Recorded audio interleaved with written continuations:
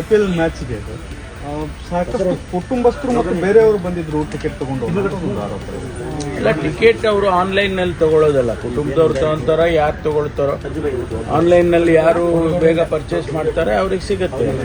ಕುಟುಂಬದವ್ರು ತಗೊಳ್ತಾರೆ ಅಂದರೆ ಆನ್ಲೈನ್ನಲ್ಲಿ ಯಾರು ಕಂಟ್ರೋಲ್ ಮಾಡೋದು. ಶಾಸಕರಿಗೆ ಕೊಟ್ಟಂತ ಟಿಕೆಟ್ ಅದು ಬಳಕೆಗೆ ಅದೇನು ಅವ್ರು ಯಾವ ರೀತಿ ಕಂಡೀಷನಲ್ಲಿ ಕೊಟ್ಟಿರ್ತಾರೆ, ಅವರೇ ಬರಬೇಕು ಅಂತ ಕೊಟ್ಟಿರ್ತಾರ ಅಥವಾ ಯಾರು ಕುಟುಂಬದವ್ರು ಹೋಗ್ಬೋದು ಅಂತ ಕೊಟ್ಟಿರ್ತಾರ, ಅದ್ರ ಪ್ರಕಾರ ಮಾಡಿರ್ತಾರೆ. ಅದರಲ್ಲಿ ನಾವು ಅದರಲ್ಲೂ ತಪ್ಪು ಕಂಡುಹಿಡಿಯೋಕ್ಕೆ ಕಷ್ಟ ಆಗುತ್ತೆ. ಈಗ ಕೊಟ್ಟಿರ್ತಾರೆ ಅವರು, ಒಂದು ವೇಳೆ ಕಂಡೀಷನ್ ಈಗ ನನಗೆ ಕೊಡ್ತಾರೆ, ಅದ್ರ ಮೇಲೆ ಹಾಕಿರ್ತಾರೆ ಇದು ನಾಟ್ ಟ್ರಾನ್ಸ್ಫರಬಲ್ ಅಂತ. So I cannot give to anybody. ನಾನು ಕೊಡೋದಕ್ಕೂ ಆಗೋದಿಲ್ಲ, ಕೊಡೋದು ಇಲ್ಲ. ಹಾಗೆ ಅವ್ರು ಕಂಡೀಷನ್ ಹಾಕಿದರೆ ಕೊಡೋದಿಲ್ಲ. ಒಂದು ವೇಳೆ ಓಪನ್ ಹ್ಯಾಂಡೆಡ್ ಇದ್ದರೆ ಯಾರು ಬೇಕಾದ್ರೂ ಹೋಗ್ಬೋದು. ಅವ್ರ ಕುಟುಂಬದವ್ರು ಹೋಗ್ತಾರೋ, ಸ್ನೇಹಿತರು ಹೋಗ್ತಾರೋ, ಯಾರೋ ಅವ್ರಿಗೆ 2 ಪಾಸ್ ಅಂತ ಕೊಟ್ಟರೆ 2 ಪಾಸಲ್ಲಿ ಯಾರು ಬೇಕಾದ್ರೂ ಹೋಗ್ಬೋದು.